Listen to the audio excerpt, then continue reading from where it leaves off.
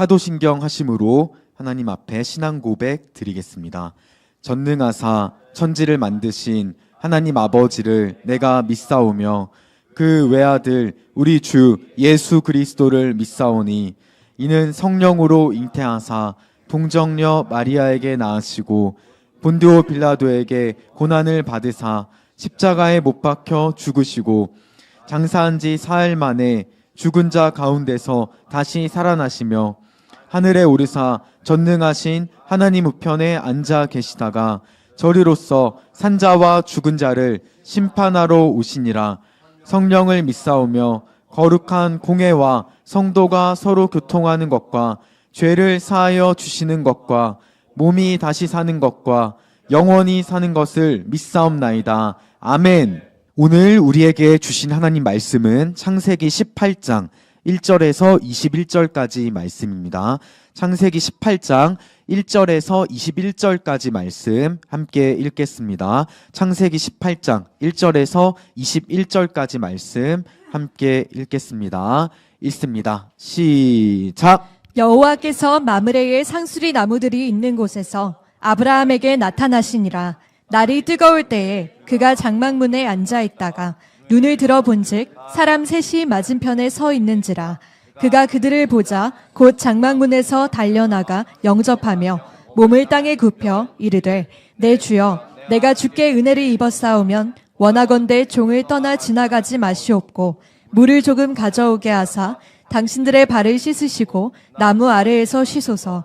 내가 떡을 조금 가져오리니 당신들의 마음을 상쾌하게 하신 후에 지나가소서. 당신들이 종에게 오셨음이니이다. 그들이 이르되 내 말대로 그리하라. 아브라함이 급히 장막으로 가서 사라에게 이르되 속히 고운 가루 세 스아를 가져다가 반죽하여 떡을 만들라 하고 아브라함이 또 가축대 있는 곳으로 달려가서 기름지고 좋은 송아지를 잡아 하인에게 주니 그가 급히 요리한지라. 아브라함이 엉긴 젖과 우유와 하인이 요리한 송아지를 가져다가 그들 앞에 차려놓고 나무 아래에 모셔 섬에 그들이 먹으니라. 그들이 아브라함에게 이르되 내 아내 사라가 어디 있느냐? 대답하되 장막에 있나이다. 그가 이르시되 내년 이맘때 내가 반드시 내게로 돌아오리니 내 아내 사라에게 아들이 있으리라 하시니 사라가 그 뒤 장막문에서 들었더라. 아브라함과 사라는 나이가 많아 늙었고 사라에게는 여성의 생리가 끊어졌는지라. 사라가 속으로 웃고 이르되 내가 노쇠하였고 내 주인도 늙었으니 내게 무슨 즐거움이 있으리오. 여호와께서 아브라함에게 이르시되 사라가 왜 웃으며 이르기를 내가 늙었거늘 어떻게 아들을 낳으리오 하느냐. 여호와께 능하지 못한 일이 있겠느냐. 기한이 이를 때에 내가 내게로 돌아오리니 사라에게 아들이 있으리라. 사라가 두려워서 부인하여 이르되 내가 웃지 아니하였나이다. 이르시되 아니라 내가 웃었느니라. 그 사람들이 거기서 일어나서 소돔으로 향하고 아브라함은 그들을 전송하러 함께 나가니라. 여호와께서 이르시되 내가 하려는 것을 아브라함에게 숨기겠느냐. 아브라함은 강대한 나라가 되고 천하 만민은 그로 말미암아 복을 받게 될 것이 아니냐. 내가 그로 그 자식과 권속에게 명하여 여호와의 도를 지켜 의와 공도를 행하게 하려고 그를 택하였나니 이는 나 여호와가 아브라함에게 대하여 말한 일을 이루려 함이니라. 여호와께서 또 이르시되 소돔과 고모라에 대한 부르짖음이 크고 그 죄악이 심히 무거우니 내가 이제 내려가서 그 모든 행한 것이 과연 내게 들린 부르짖음과 같은지 그렇지 않은지 내가 보고 알려 하노라. 아멘. 우리가 지금 아브라함이 오늘 우리 계속 살펴보고 있는데 한번 볼까요, 여러분들?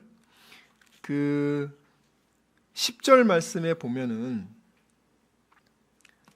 아브라함이 하나님과 천사 두 명을 막 대접하고 있고 집사처럼 옆에서 서서 그 뒤에는 장막이 있습니다. 사라가 거기에 있죠. 9절에 보면은 아브라함에게 너 아내 사라가 어디 있느냐. 사실 아브라함은 자기 부인이 사라라고 얘기한 적이 없어요. 하나님 이미 알고 계시죠. 사라 어디 있어요? 그러니까 저기 여기 뒤편 장막에 있습니다. 자, 10절에 보면은 하나님이 뭐라고 말씀하시냐면 내년 이맘때 내가 반드시 너에게 돌아오리니 사라에게 아들이 있으리라 하시니 사라가 그 뒤 장막문에서 들었더라. 여기 원어에서는 여기서는 이제 반드시 돌아온다고 했는데 하나님 어떻게 표현하시냐면 원래 원어는 내가 너에게 돌아온다 같은 동사를 두 번 써요. 히브리어에서 같은 동사를 두 번 쓴다는 것은 아주 강한 강조란 말이에요. 그래서 반드시 돌아오겠다는 거예요. 그러니까 하나님이 여러분한테 내가 반드시 돌아온다는 거 돌아올 거고 또 돌아올 거야.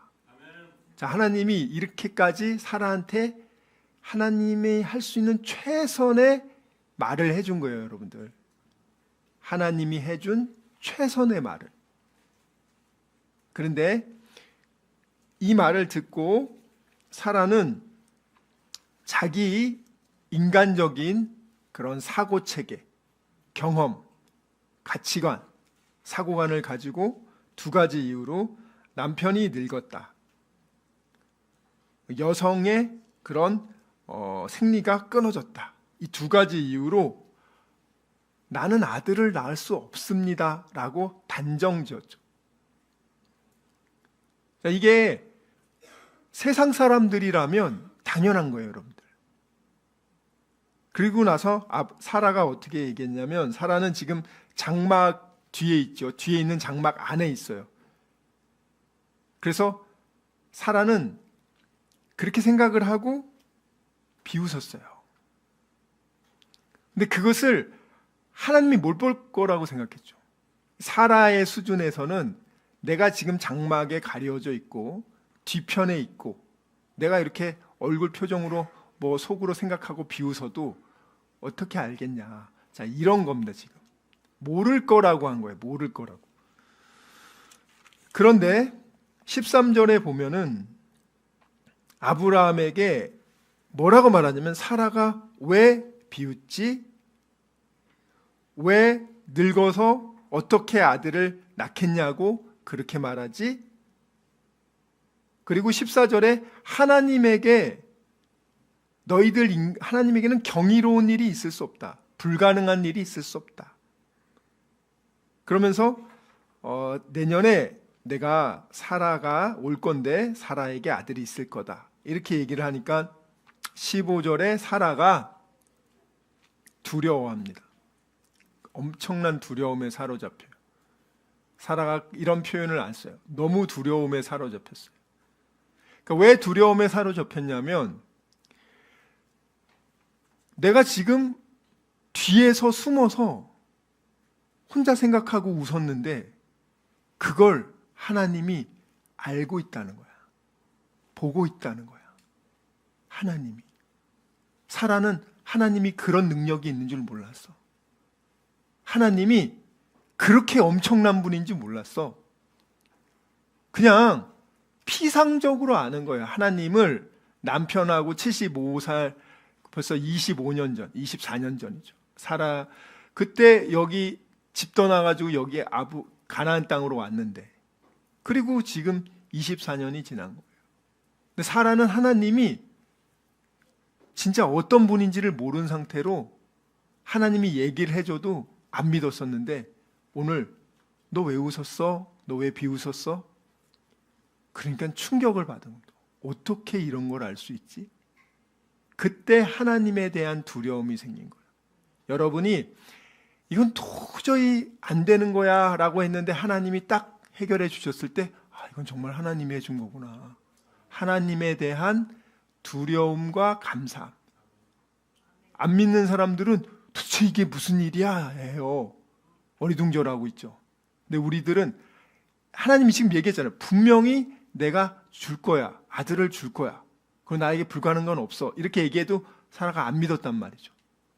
그런데 사라가 자기 생각에는 내가 숨어서 이렇게 하는 거는 모를 거야 라고 생각했는데, 지금 그것을 얘기하니까 사라가 충격을 받은 거예요.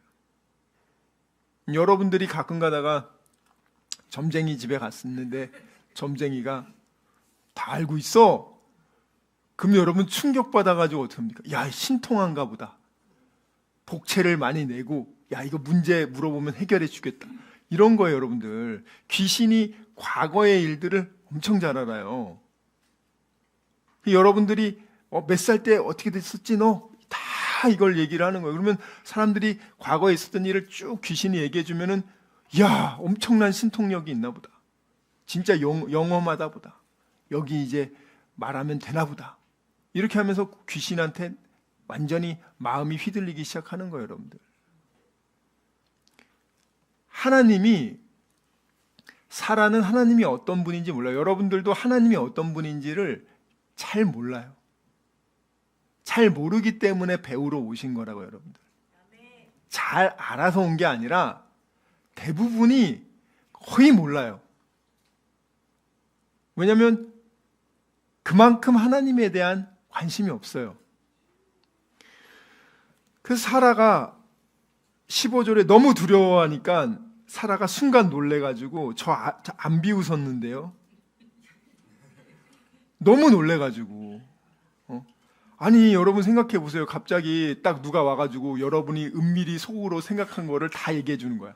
너 어제 저녁에 나 이렇게 속으로 뒷담화 깠지? 딱 무슨 소리야? 나만 속으로 생각한 걸 어떻게 알아? 얼마나 놀라겠어요. 자, 그리고 나서 16절 보시면 이제 하나님이 천사 와서 해야 될 일은 하셨어요. 이제 아들이 있을 거라고 분명히 말씀을 전해 주시고 이젠 거기서 일어납니다. 그래서 소돔으로 향하고 한번 우리 따라해 보세요. 소돔으로 향하고.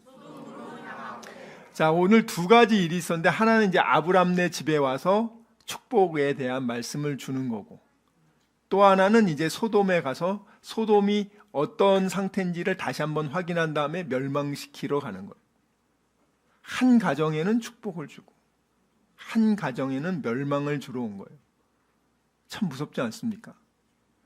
여러분, 하나님의 진노와 심판을 여러분들이 어떻게 피할 수 있어요? 하다못해 죽음도 못 피하는데, 내가 이제 곧 죽게 됐는데 재산 예를 들어서 일론 머스크가 100조 줄게요, 10년 더 살게 해주세요 하면 10년 더 살아줘요? 아니요, 제가 그러면 500조 드릴게요, 10년 살게 해주세요. 살게 해줍니까? 스티브 잡스가 그렇게 돈이 많은 사람인데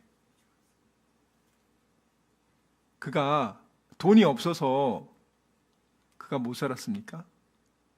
아니에요. 그러면 죽는 거조차도 자기 마음대로 못 하는데 천국 지옥은 어떻게 가실 건데요? 많은 분들이 천국 지옥 없습니다 그런 얘기를 해요. 근데 그거는 정말 그분들이 큰 착각하는 게 뭐냐면, 제가 굉장히 궁금한 게 우리나라에 제사 지내는 분들이 굉장히 많더라고요. 제사 왜 지내요? 그러면은 제사 지내면 조상이 복 준다고, 조상 귀신이 와서 복 내려준다고. 귀신이 있다고 믿어요? 있죠. 그래요? 그럼 죽은 다음에 사람이 어떤 귀신과 같은 그런 영적인 존재가 된다고 생각해요?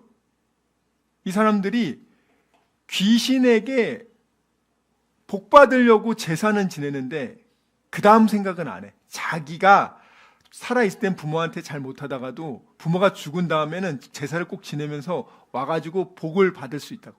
살아있는 부모는 무능력해서 나한테 복을 못 주지만 죽은 다음에는 친통력이 생겨서 제사 잘 지내면 나와 내 자식들한테 복을 준다고 생각하는 거예요.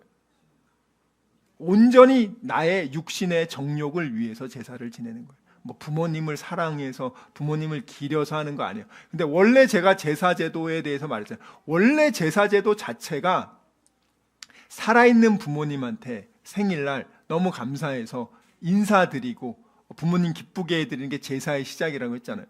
그러다가 중국의 그 효자가 부모님이 죽었어. 근데 부모님이 너무 그리우니까 나무에다가 부모님 얼굴을 그려가지고 세워놓고 생일날 아유 부모님 마치 있다고 생각하면서 부모님 참 나한테 이렇게 잘해주셨는데 하면서 그렇게 생각하면서 하는 게 갑자기 이 귀신이 되어가지고 와서 복을 내린다, 이런 식으로 변질된 거라고요. 근데 그 변질된 거 원래 오리지널도 아닌데 변질된 그런 짝퉁을 마치 진짜인 것처럼 붙잡고 살아요. 사람들이. 그럼 당신 죽으면 어떻게 돼요? 저도 뭐 귀신이 되겠죠. 귀신이 돼가지고 원래 귀신이 이 원한이 사무치면 막 구천을 떠돈다고 그러잖아요.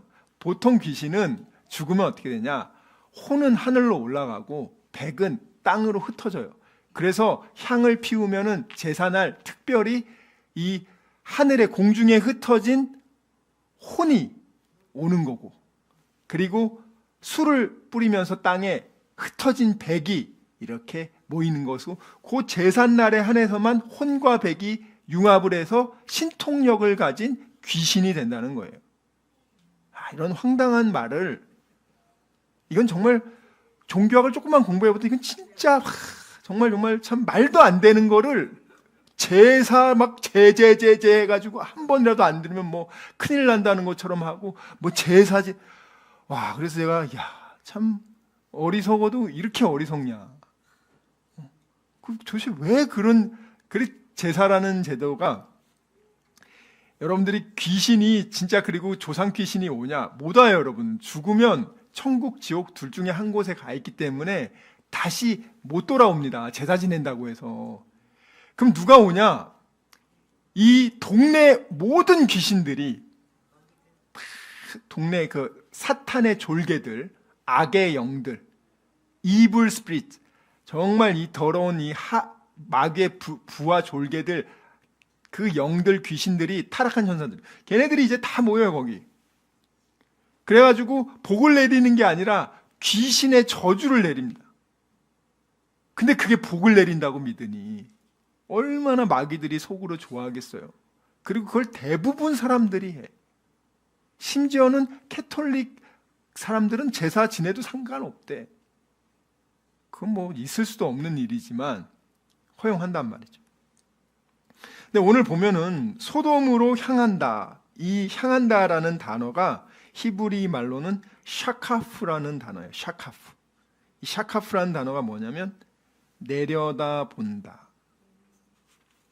원래 이 지금 헤브론 지역이, 헤브론 이 마물의 숲을 지역이 소돔보다 고지에 있는 게 맞아요.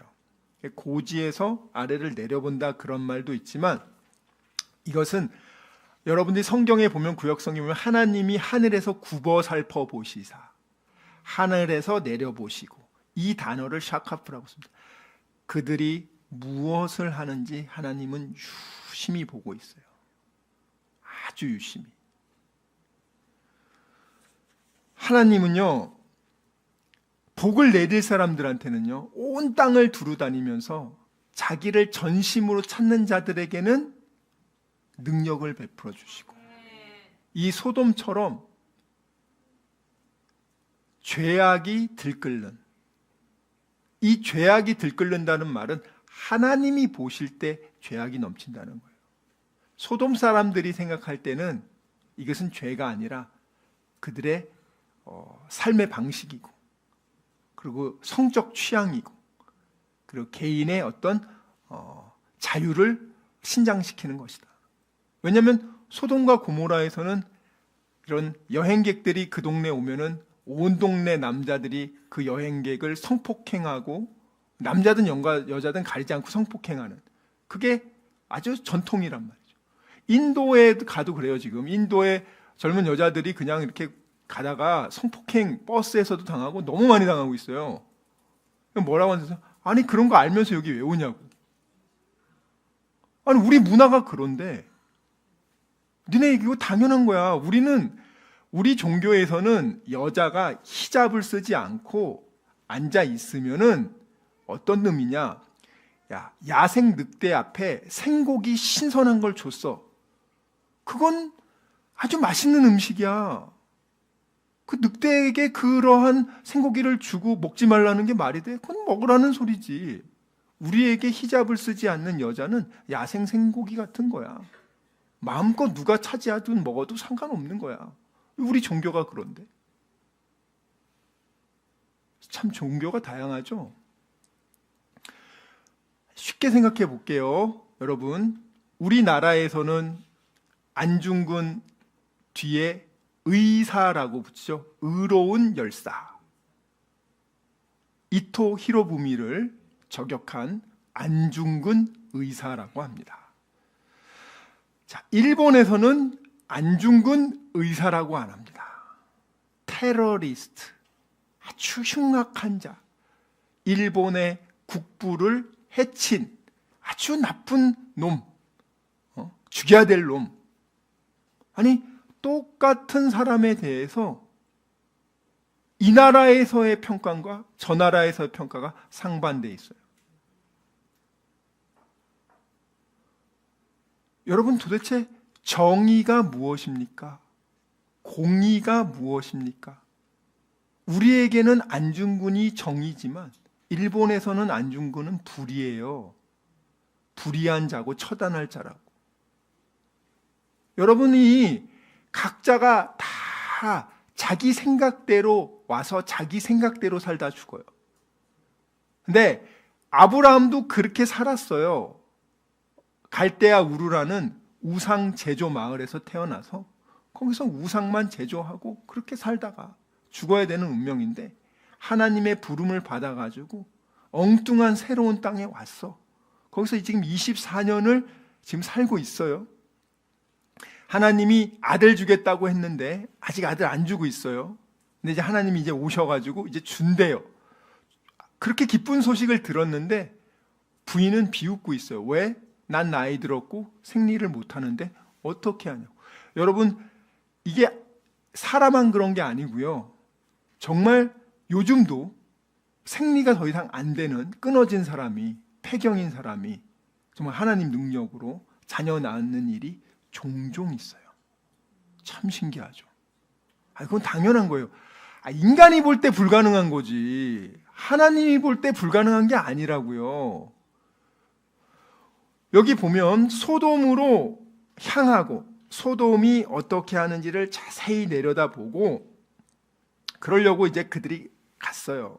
이제 아브라함은 16절에 그들을 전송하러 함께 나가니라. 자, 여기서 전송하러 함께 나가니라. 여기서 이게 참 어떤 말이냐면 여러분이 보통 귀한 손님이 오셨어요. 귀한 손님이 오면 그래도 나갈 때 여러분들이 문 앞에까지는 나가가지고 아이고 예, 조심히 가십시오 하고 문 잘 열어드리고 좀 이렇게 가시는 거 보는 정도만 해도 되게 잘하는 거예요. 보통은 뭐 문 앞에서 네 가십시오 하고 이렇게 하고 가지. 근데 문 열어주고 또 한참까지 가는 걸 잘 그 문 앞에서 배웅만 하는 것만 해도 잘하는데 아브라함은 오늘 어떻게 하냐면 배웅을 이제 잘 가십시오 하면서 그들이 가는데 집을 나와서 그들이 지금 소돔과 고모라가 보이는 그 언덕 거기까지 가는 그 길을 여기 원어에 보면 할라크라고 합니다. 따라갑니다. 동행합니다. 하나님이 너무 좋으니까 좀 더 하나님하고 있고 싶어서 정말 그런 너무너무 좋아하는 사람이 있어. 그 사람이 눈에 가는 데까지 그래도 내가 힘껏 좀 걸어가 드릴게요. 아마 여러분들이 예를 들어서 뭐 나중에 여자친구 사귀고 남자친구 사귀었을 때 너무 조금이라도 가까이 있고 싶으니까 이제 배웅하러 가는 거예요. 그 집 앞까지 걸어가죠. 그리고 잘 들어가는 거 보고 나오듯이. 그 아브라함이 그런 마음으로 하나님을 너무너무 참 사랑하고 하나님을 좋아하니까 하나님 따라갑니다. 따라가서 그들이 이제 소돔과 고모라를 내려다보는 것을 아브라함도 옆에서 보고 있어요. 17절에 그 모습을 보고 하나님께서 말합니다. 내가 하려는 것을 아브라함에게 숨기겠냐? 처음에는 아브라함한테 얘기 안 해준다. 밥 먹을 때 그냥 너 아들 있을 거야 라고 아브라함에게 해당되는 내용만 얘기해 주는 거예요. 그러니까 여러분들이 태도가 얼마나 중요하냐면 어떤 사람은 태도가 좋아서 천냥빚을 탕감받고요. 어떤 사람은 태도가 나빠서 그 태도 때문에 천냥빚이 생겨요. 여러분이 정말 하나님이 살아계시다고 하면은 그 사람의 태도와 행동을 보면 알 수 있어요. 적어도 그 사람이 하나님을 어떻게 생각하는지. 인간과 인간 사이에서도 그 사람이 나에게 대하는 태도와 행동만 봐도 이 사람이 나를 어느 정도로 특별하게 생각하거나 아니면 나를 무시하거나 나를 얼마나 생각하는지 알 수 있잖아요. 근데 하나님은 얼마나 많이 알겠어요. 뒤에서 숨어서 비웃는 속생각도 파악하고 계시는데, 여러분이 예배를 온다는 건 뭐냐면 그 하나님 뵈러 오는 거예요. 지금 그냥 옆에 있는 사람 보러 오는 게 아니고 하나님 얼굴 보러 오는, 어떤 마음으로 오느냐가 중요해요. 어떤 마음, 이게 제일 중요해요. 제일 중요해요. 여러분, 어떤 사람은 1,000원짜리 선물을 줘도 그 중심이 담긴 걸 보고 그게 진짜 기뻐해요. 예수님이 그러잖아요. 가난한 과부가 1,000원 헌금한 게 부자들이 수백만 원 헌금한 것보다 제일 많이 했다. 오늘 보면은 아브라함에게 설명을 해줍니다. 말을 안 해줘도 되는데 아브라함이 참 너무 태도가 귀하잖아요. 아브라함에게 얘기해 줍니다. 18절. 아브라함은 강대한 나라가 되고 천하 만민은 그로 말미암아 복을 받게 될 것이 아니냐. 이거 하나님이 이미 약속하신 거잖아요. 너로 큰 민족을 이루게 하리라. 너의 후손으로부터 수많은 왕들이 태어날 것이다. 그리고 천하 만민이 너로 인하여 복의 근원이 될 거다. 네가. 자, 그걸 얘기해 주고 나서 19절. 자, 19절이 오늘 제일 중요한 말씀이에요. 19절 큰 소리로 읽겠습니다. 시작. 여호와의 도를 지켜 의와 공도를 행하게 하려고 그를 택하였나니 이는 나 여호와가 아브라함에게 대하여 말한 일을 이루려 함이니라. 아멘. 자, 여기 19절에 왜 하나님이 아브라함을 택했는지에 대해서 이유가 나타나요. 하나님이 여러분들을 왜 하나님의 자녀로 택해 주셨는지. 수많은 사람들이 살고 있는데 갈대아 우루, 하나님을 전혀 몰라요. 아브라함은 그 사람을 찾아가서 그 사람을 만나 주시고 그 사람이 하나님을 따르게끔 그렇게 이끌어주는 그 목적이 뭐냐. 19절에 보면 원어에서는 왜냐하면이라는 단어가 들어가 있어요. 왜냐하면 내가 아브라함을 선택했다. 뭐 하기 위해서 선택했냐면 아브라함을 선택해서 여기까지 왔는데 왜 했냐면 그가 그의 자손들과 그의 밑에 있는 모든 하인들, 일하는 사람들 전부 다 그 두 그룹을 어떻게 할 거냐? 그가 하나님을 쫓아서 오듯이 그들도 그렇게 쫓도록 하기 위해서. 그러면 아브라함이 하나님을 쫓았다라는 그 의미가 뭐냐면 그 뒤에 하나님의 도, 하나님의 길, 하나님의 the way of the Lord, 하나님의 길. 우리가 큰 도라고 할 때 그 도가 길도자거든요.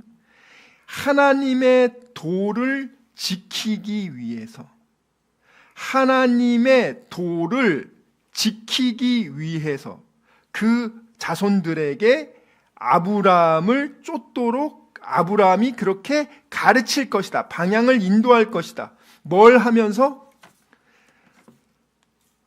정의롭고 공의로운 것을 행함으로써. 여러분, 도대체 정의와 공의가 뭐예요? 여기서 말하는 정의, 미시파트와 공의, 체데크. 정의와 공의가 뭐예요? 여러분, 저스티스가 무엇인가 아주 유명한 책 있잖아요. 여러분이 제가 서두에서 우리나라에서는 정의가, 일본에서는 불의가 될 수 있어요. 정의가 근데 공간에 따라서 바뀌는 게 정의일까? 우리나라에서는 정의인데 외국에 나가면 그게 정의가 아니야. 그걸 과연 정의라고 말할 수 있을까? 공의는 뭘까? 자, 여기 보면은 이 두 가지를 알아야 돼요. 정의와 공의로운 것을 행함으로써 우리가 하나님의 도를 지킬 수 있다는 거예요. 그럼 여러분, 여기 기독교 예수님 예배드리러 왔습니다. 여러분, 하나님의 도가 뭐예요? 기독교의 가르침은 뭐예요? 불교하면 불교의 도는 뭡니까? 도교하면 도교의 도가 있어요. 대도가 뭐냐? 제일 큰 도가 뭐냐? 아니, 그 정도는 여러분 알아야 될 거예요. 내가 지금 기독교 신자야. 근데 기독교의 가르침이 뭡니까? 기독교에서 제일 큰 대도, 큰 길은 뭐예요? 여러분, 불교 신자는 불교의 큰 도가 뭔지 알아야 되는 거예요. 아니, 그것도 모르고 불교 신자입니까? 도교 신자들은 도교의 큰 도를 알아야죠. 도교라는 종교는 내가 필멸자가 불멸자가 되기 위해 자신을 끊임없이 수행하고 정진하는 게 도교의 대도예요, 대도. 그리고 도교는 그것을 이루기 위해서 다른 사람을 죽이는 것을 정당화합니다. 자연에서 약육강식이 법칙인 것처럼 강자가 자신이 불멸성을 획득하기 위해서 약자라는 존재의 것을 죽이고 약탈하고 그의 몸을 빼앗는 것 아주 정상적으로 받아들입니다. 그게 도교의 정의예요. 기독교는 어때요? 기독교는 내가 살기 위해서 이 사람 막 죽여도 되죠. 강자의 기독교. 근데 사실 굉장히 이런 부분은 예전에 한때는 기독교 신자들도 선교라는 미명 아래 예수님 믿지 않으면 원주민들을 잔혹하게 학살하고 죽이는 경우가 종종 있었어요. 이것이 하나님이 기뻐하는 선교냐? 그렇지 않아요. 그들이 기독교의 선교라는 미명 아래 자신의 정욕, 약탈하고 빼앗고 그것을 차지하는 것을 정당화하는 거예요. 너 하나님을 받아들이지 않았으니까 여기는 마귀의 땅이야. 우리가 진멸해야 돼. 이런 식으로 정당화하는 것이 그게 정말 하나님이 기뻐하는 정의입니까? 아니죠, 당연히.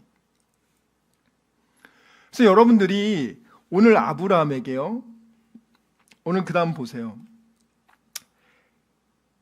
왜 그렇게 네가 하나님의 도를 지켜야 되는지, 그거는 하나님께서 아브라함에게 이미 약속하신 창세기 12장의 1절부터 4절에 약속하신 그것을 너에게 축복으로 주기 위해서 넌 요런 걸 하고 있어야 돼. 축복을 주는데 그냥 주지 않아요. 이렇게 하면 줄게요. 항상 언약, 쌍방의 계약이란 말이죠. 네가 하나님의 도를 잘 지키고 행하면 내가 너에게 약속한 큰 민족을 이루고 큰 나라를 이루고 네가 복의 근원이 되게끔 할게. 그러면 너는 어떻게 되냐? 그 큰 도를 네가 네 자손과 너의 가족들 모두에게 철저하게 가르치고 지키고 행하게 해야 돼. 그러면 여러분들이 도를 알아야 될 거 아니에요. 맨날 여러분들이 교회 와서 하나님 믿으면 뭐 다 잘 먹고 잘 살고 뭐 아주 센 신이래, 제일 센 신이래. 복채도 안 내도 된대. 그건 하나님 아니라고 여러분들. 인간의 욕망을 투영한 종교성의 하나의 그냥 형체화일 뿐이에요. 인간의 욕망, 육신의 욕망, 안목의 정욕, 세상의 자랑을 위해 자기가 그것을 이루기 위한 수단으로, 도구로 필요하면 하나님이란 존재, 부처님이란 존재, 공자님이란 존재를 이용해서라도 내 힘을, 필요하면 조상 귀신의 힘을 이용해서라도 그것을 이루어내겠다는 게 인간의 종교적인 심성이라고. 근데 인간의 종교적인 심성의 가장 깊은 곳은 공허함이에요. 하나님을 떠난 인간의 상태, 어린 아기가 엄마를 떠난 그 공허한 상태가 가장 깊은 종교적인 내재 모습인데, 그것을 사탄은 육신의 정욕, 안목의 정욕, 이생을 자랑을 추구하는 욕망 추구로 그것을 방향 전환시켜서 그것을 얻기 위해 하나님이 필요하다고 사람들을 거짓으로 미혹하는 거예요. 그래서 여기 보면 여러분 부모의 역할이 얼마나 중요하냐. 자식들한테 뭘 해야 되냐. 아브라함이 그의 자식들에게 또 그와 함께 일꾼인 하인들 모두에게 그가 하나님의 도를 지키고 하나님이 말하는 정의와 공의를 행함으로써 하나님의 도를 지키는 것을 가르쳐야 한다는 거예요. 그래서 여러분, 과연 하나님의 도가 뭘까? 기독교의 도는 뭐죠? 그 부분에 대해서 오늘 조금 더 살펴보겠습니다. 여러분이 구약에서는 10계명을 들어보셨을 거예요. 자, 그러면 1계명부터 10계명 한번 볼게요. 자, 첫 번째 계명이 뭐죠? 너는 나 외에 다른 신을 내게 두지 말아라. 두 번째 계명이 뭐예요? 너를 위해서 우상 만들지 말아라. 세 번째 계명은 뭐예요? 하나님의 이름을 망령되이 일컫지 말아라. 네 번째 계명은 안식일을 거룩히 지키라는 거예요. 자, 이게 하나님을 믿는 사람들은 최소한 이 10가지는 꼭 지켜야 된다는 거예요. 근데 내가 이 10가지를 지키지 않으면서 나는 하나님을 믿어요 하는 사람들은 자기만의 착각인 거죠. 아니, 내가 지금 미국 시민권자가 아니야. 근데 나 밖에 나와서 나 미국 시민권자야. 나 미국 시민권자. 아무리 말하면 뭐예요, 여러분들?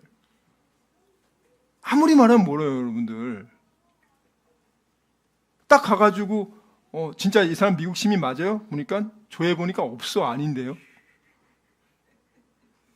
그러니까 하나님이 최소한 하나님의 자녀들이라면 이 10가지는 최소한 그렇게 지키려고, 그렇게 지키며 살려고 몸부림치는 게 그게 하나님 자녀라는 거죠. 자, 5가지 계명 뭐예요? 주 안에서 내 부모를 공경하라. 그 다음 6번째가 살인하지 말라. 7번째가 간음하지 말라. 8번째가 뭐예요? 도적질하지 말라. 9번째가 내 이웃에 대하여 거짓 증거하지 말라. 10조 그리고 10계명이 뭐예요? 내 이웃의 것을 탐내지 말라. 자, 그러면 이 10가지 계명이 세상에 보편타당한 정의와 공의가 될 수 있을까? 이 10가지 계명을 압축하면 뭐예요? 하나님을 내 몸보다 내 자신보다 더 사랑하고, 그것은 하나님의 가르침을 네 생각보다 더 우선시해서 하라는 거고, 그 다음에 이웃, 옆에 있는 사람들을 내 몸처럼 사랑하는 거예요. 사실 기독교의 가르침은 너무 수준이 높아. 근데 이것이 세계의 보편타당한 정의와 공의가 될 수 있을까? 아니, 하다못해 다른 종교에서도 이 가치관을 인정하는가? 아니, 그렇지 않아요, 여러분들. 하다못해 공산주의는 프롤레타리아 혁명, 공산혁명을 위해서 살인과 어떠한 그런 폭력적인 수단이 정당화되는 거 아닙니까? 도교 얘기해 드렸잖아요. 도교가 얼마나 공산주의에게 많은 영향을 미쳤는지 몰라요. 내가 불멸자, 영원히 살기 위해서 사람의 좋은 장기를 가지고 오고 그 사람의 좋은 신체를 내가 빼앗아 가지고 내가 100년 살아야 되는데 얘를 뺐으면 500년 더 살 수 있어. 그렇게 해서 내가 더 수련을 정진해서 더 높은 단계 가면 난 1000년을 살 수 있어.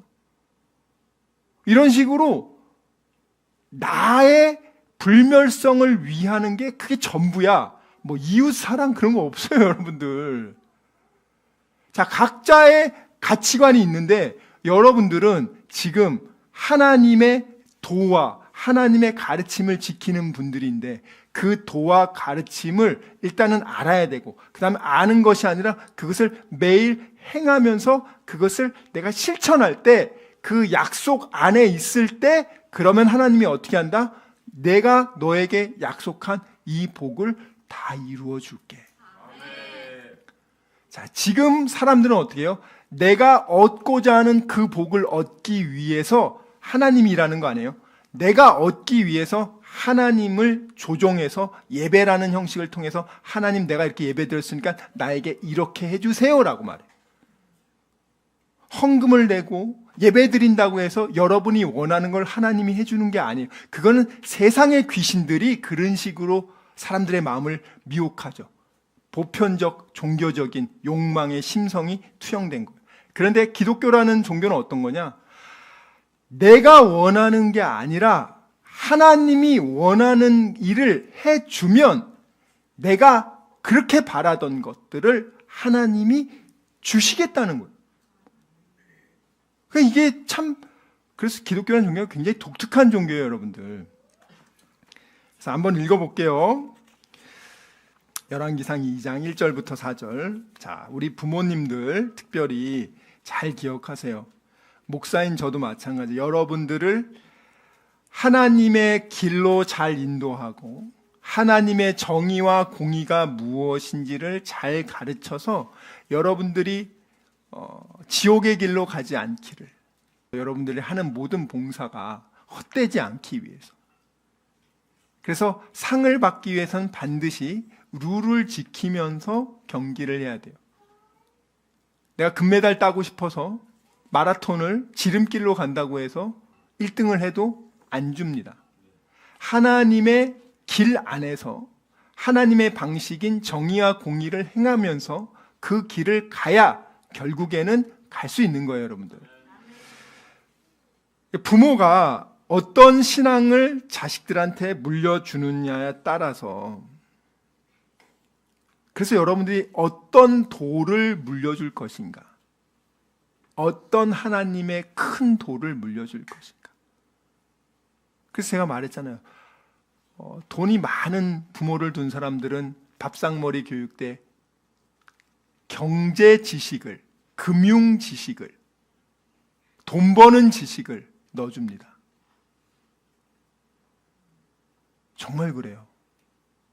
그래서 저는 그런 지식은 부모님한테 못 물려받고 하나님 잘 믿으라는 지식 받는데, 정말 이 돈 많은 사람들은 이 부를 지키기 위해서 자식들한테 어떻게 부를 증식시키고 어떻게 지키고 합법적으로 절세를 하고 합법적으로 해야 되는지 너무너무 잘 알려주더라고요.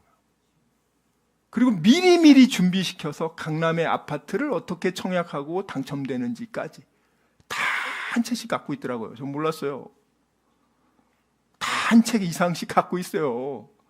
그 아파트만 해도 벌써 강남에 뭐 100억짜리 2개면 200억이 넘는 거 아닙니까? 그런 사람들이 또 이제 잠실에 오른다고 해서 잠실에도 또 하나씩 갖고 있고.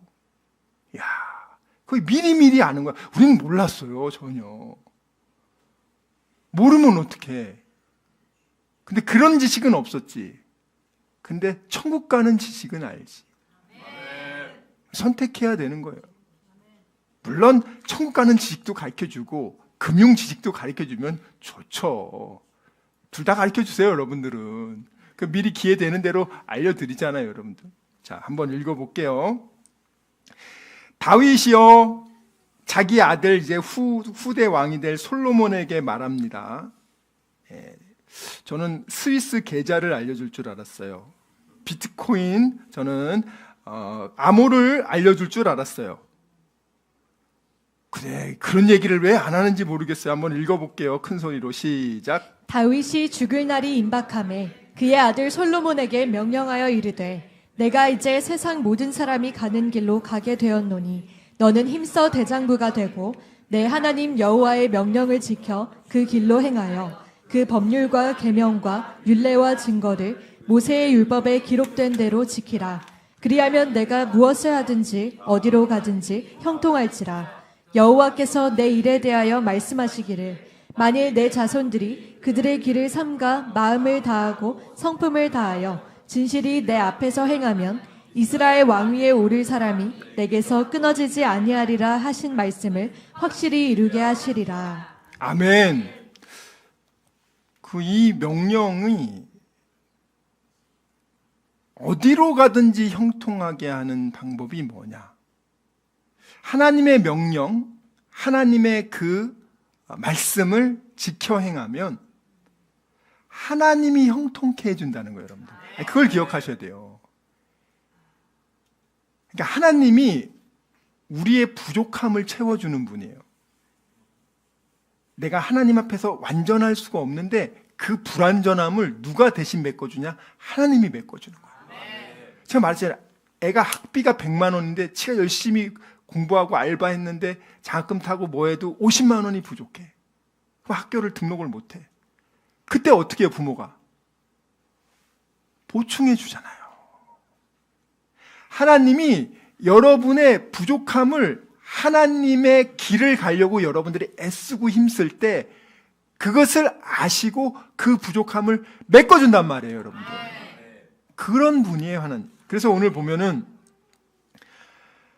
솔로몬에게 딴 얘기 안 하잖아요. 야, 내 하나님 여호와의 명령을 지켜서 그 길, the way of the Lord, 하나님의 그 길을 가라. 어떻게 가라고? 할라크, 동행해서 가라. 아브라함이 하나님이 이제 축복의 말씀 전해주고 이제 가는 거예요, 여러분들.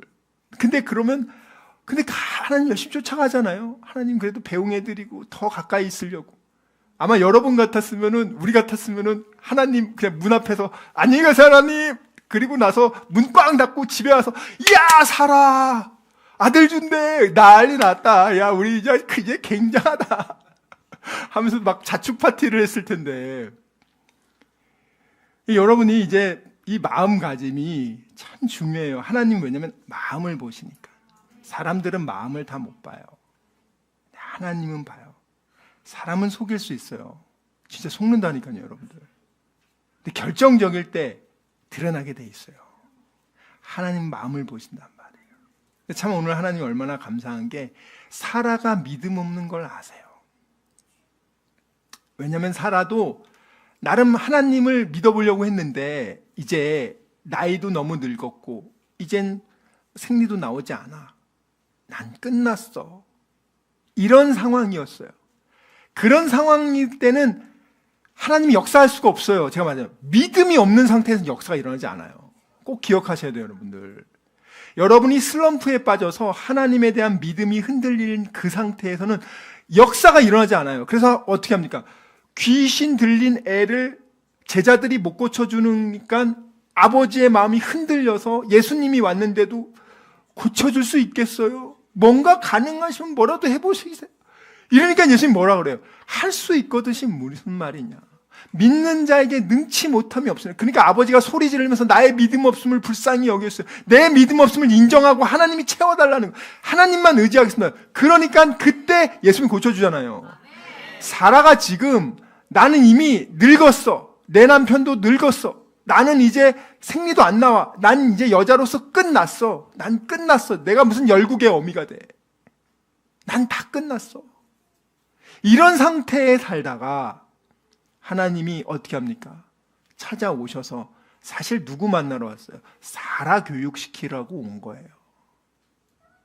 사라 교육시키라고. 하나님 얼마나 지혜롭습니까? 사라한테 야, 너는 그렇게 생각하지만 하나님은 불가능한 게 없어. 너 그렇게 왜 비웃냐? 야, 하나님이 이런 분이셨구나. 이렇게 전지전능하신 분이셨구나. 엘샤다의 하나님이란 걸 이제 경험한 거야. 왜냐면 사라 생각에는 내가 뒤에 장막에서 숨어서 비웃는 거 속으로 생각하는 건 절대 모를 거야. 그러니까 그 행동했지. 예? 절대 모를 거야 라는 걸 하나님이 하신 거예요. 아, 하나님 이런 분이구나. 하나님 약속을 지키시는 분이구나. 믿어야겠다. 이렇게 믿음을 한번 가지게끔 다시 교육시켜 주시고 그리고 가시는 거예요. 그 다음에 하나님 역사하는 거예요, 여러분들. 그러니까 여러분들이 믿음을 잃으면 다 잃어버리는 거예요. 믿음 잃지 않기 위해서, 안간힘을 쓰기 위해서 받은 복도 세워보고 하나님 얼굴 보고 하나님과 할락 동행하면서 가야 된다. 오늘 다윗이요, 그가 솔로몬에게 다른 얘기 안 합니다. 여호와의 명령을 지켜 그 길을 행하며 하나님 말씀 안에 다 그 길이 나와 있다. 자, 마가복음 12장 28절에서부터 33절 예수님도 알려주십니다.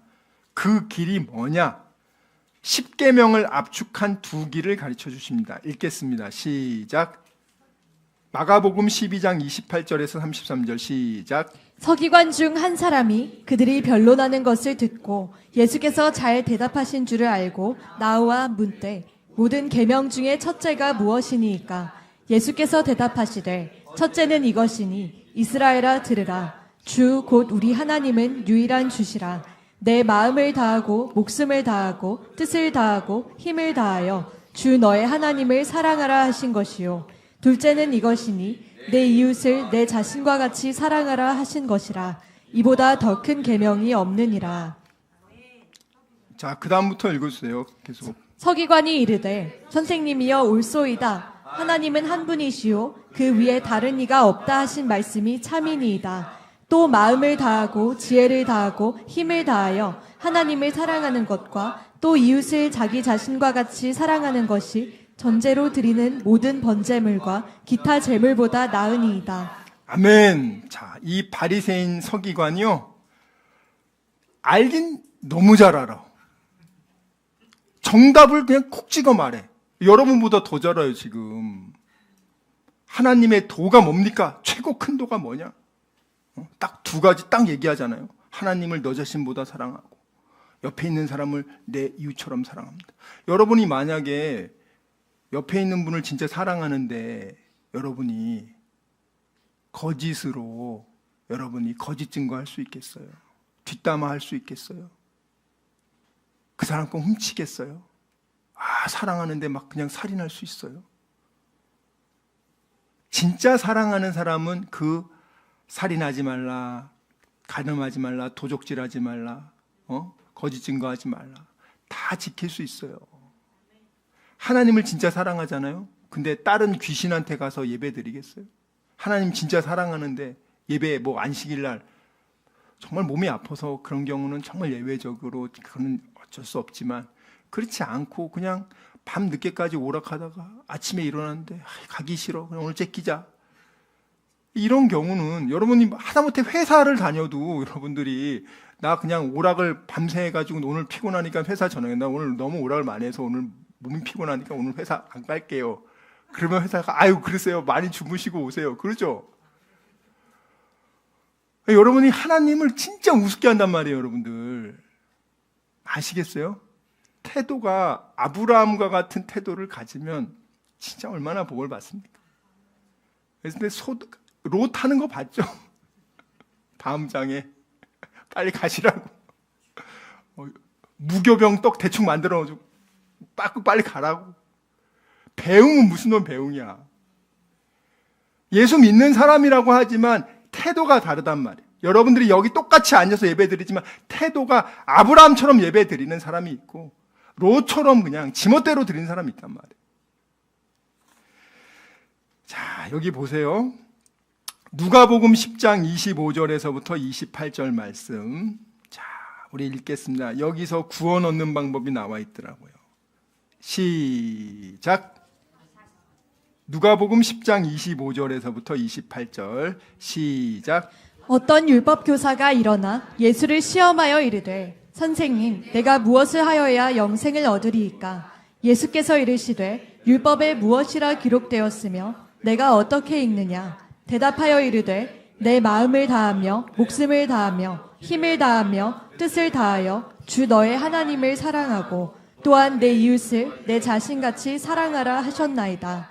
예수께서 이르시되 내 대답이 옳도다. 이를 행하라. 그리하면 살리라 하시니. 아멘. 자, 율법 교사가 바리새인 서기관들이 정확하게 알아. 그러니까 뭐래요? 옳다고. 그런데 넌 행하지 않으니까 행해. 그러면 살아. 자, 내가 무엇을 해야 영생, 불멸자가 되겠습니까? 이모탈이 되겠습니까? 내가 도교에서 말하는 거, 내가 어떻게 하면 영생할 수 있죠? 이거 물어본 거예요, 지금. 근데 지금 뭐라고 합니까? 너 하나님을 사랑하고 이웃을 사랑하는 거야. 그래, 오케이, 맞았어. 그럼 넌 이것을 행해. 그러면 너 살아. 영원히 살 수 있어. 최고의 답을 알려준 거예요. 이거를 몰라서 수많은 사람들이 지옥 가고 있는 거예요. 물론 알아도 행하지 못해도 지옥 가지만 이것 자체도 몰라요, 여러분들. 다른 종교에 딱 함몰돼 있어서 저도 그랬잖아요. 교회 가면 조상 귀신들이 싫어해가지고 재앙이 온다. 못 갔잖아요. 어렸을 때. 초코파이 받으러도 못 갔어. 아니 나는 예수님 믿는 게 아니라 초코파이 받으러 가는 거야. 그래도 안 돼. 조상 귀신들이 싫어한대. 그럼 말도 안 되는 거를 믿으며 살았단 말이죠.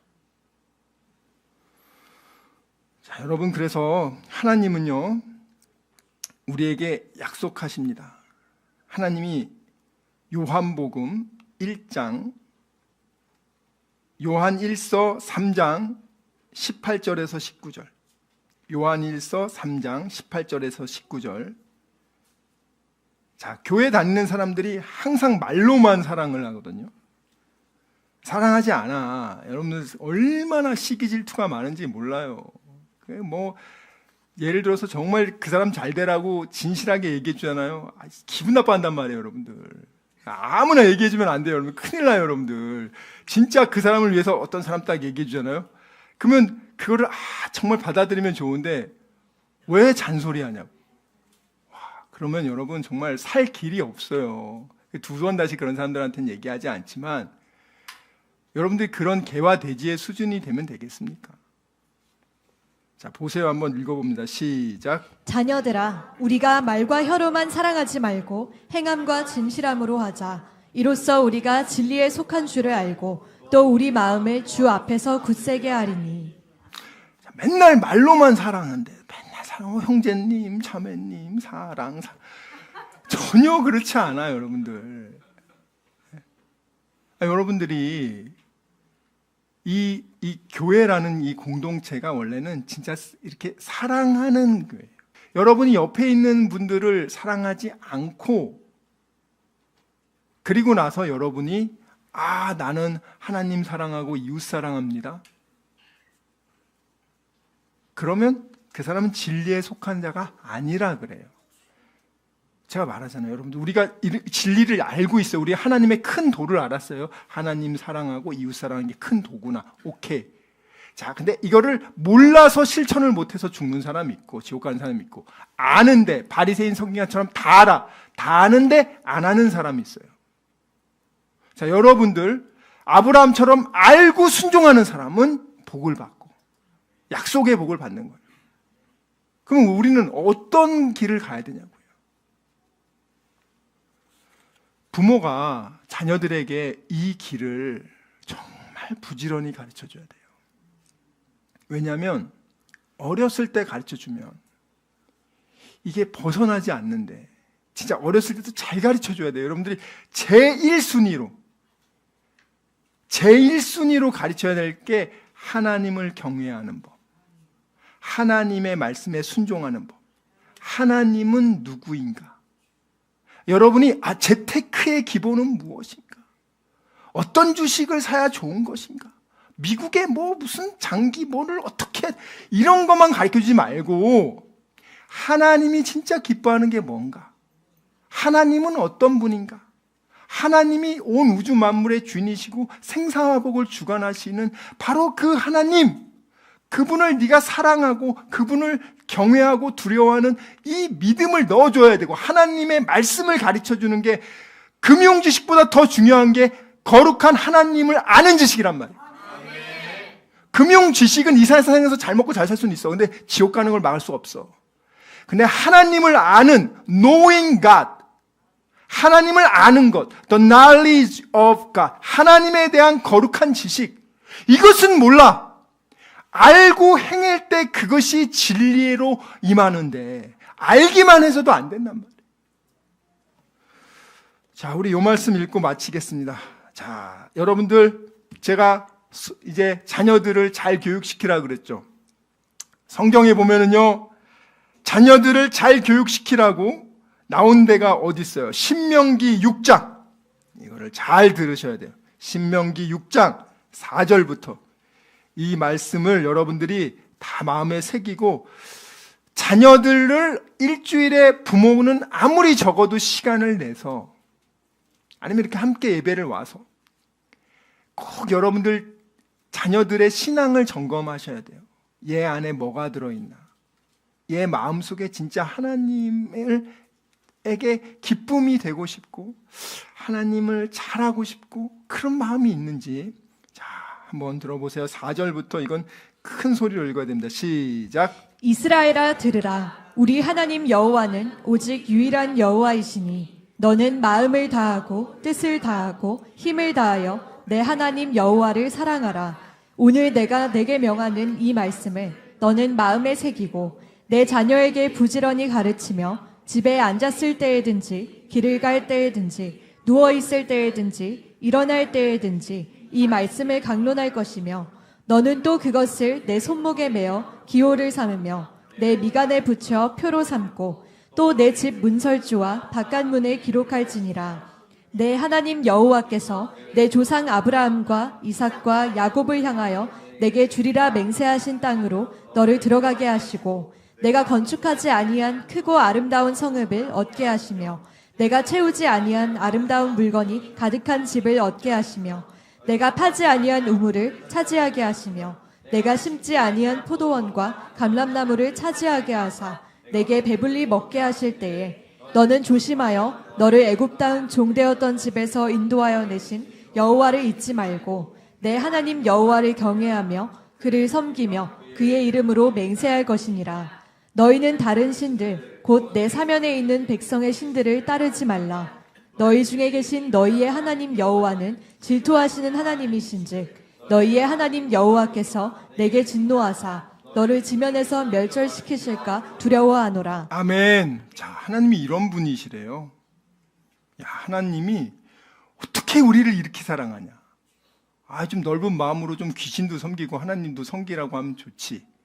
부인이 넓은 마음으로 예쁜 여자들하고 바람도 좀 피게 하고 본인도 좀 사랑하게 하고 그러면 좋지.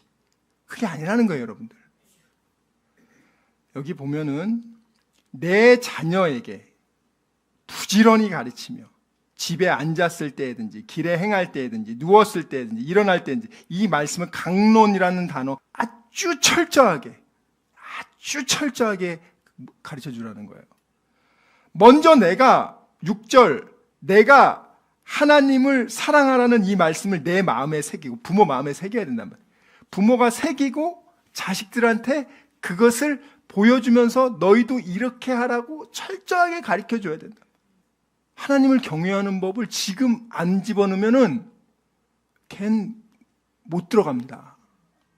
어른들이 집어넣기가 쉬운 줄 알아요? 이 청년들 지금 안 집어넣으면은요 10년 뒤에 여기 앉아있을 거라고 누가 장담해요. 여러분이 제1순위로 뭘 하고 있냐고 지금.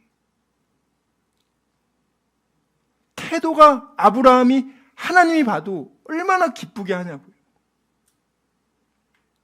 우리도 할 수 있잖아요. 제가 언제 여러분한테 집을 팔아 헌금하십시오. 안 해도 돼요, 여러분들. 집을 팔아 헌금하면 뭡니까? 그 마음속에 하나님을 향한 태도는 개떡 같은데.